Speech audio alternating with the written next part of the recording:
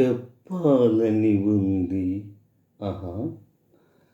చెప్పాలని ఉంది. దేవతయే దిగి వచ్చి మనుషులలో కలసిన కథ చెప్పాలని ఉంది. పల్లెటూరి అబ్బాయిని పదును పెట్టి వెన్ను తట్టి, పల్లెటూరి అబ్బాయిని పదును పెట్టి వెన్ను తట్టి, మనిషిగా తీర్చిదిద్దిన మరువరాని దేవత కథ చెప్పాలని ఉంది.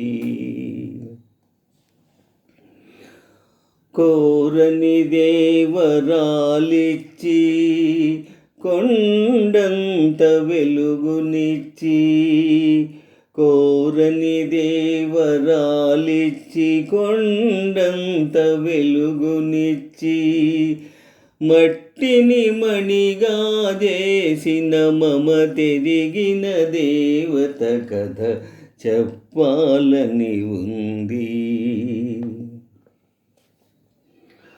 అంతటి దేవికి నాపై ఇంతటి దయయేలనో, అంతటి దేవికి నాపై ఇంతటి దయయేలనో, ఎన్ని జన్మలకు ఈ రుణమెలా ఎలా తీరునో,